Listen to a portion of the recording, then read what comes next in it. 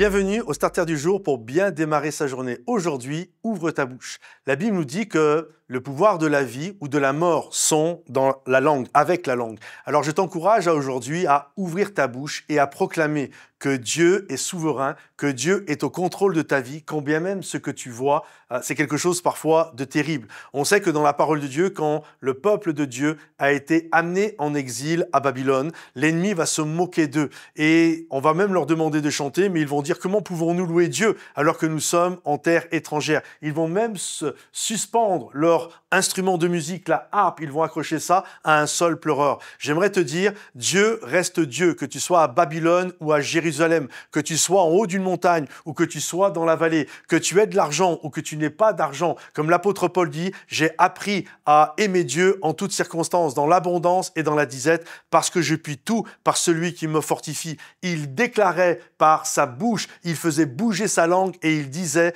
que Dieu est au-dessus de tout et il puis tout par celui qui le fortifie. Et aujourd'hui, je ne sais pas où tu es, peut-être tu es comme ce peuple amené en exil, tu vis un temps difficile et tu dis mais je ne peux pas louer Dieu là où je suis actuellement. Ne laisse pas l'ennemi voler ta louange. Même si tu es dans un endroit qui ne t'invite pas à le louer, j'aimerais t'encourager, loue et adore Dieu. Ne l'adore pas que quand tu es dans l'abondance, mais loue-le également quand tu es dans la disette. Ne le loue pas que quand tu es en bonne santé, loue-le également dans la mauvaise santé. Parce que Dieu est Dieu et il mérite notre louange, il mérite notre adoration. Ne laisse pas les Babyloniens, ne laisse pas les démons, l'ennemi voler ta louange. Écoute, peu importe ce que tu vis, Dieu reste Dieu et tu restes son enfant. Même si en ce moment, tu as du mal à payer ton loyer, tu as peut-être des retards de paiement sur ta voiture, mais tu es toujours lavé dans le sang de Jésus-Christ. Tu es toujours lavé dans le sang de l'agneau.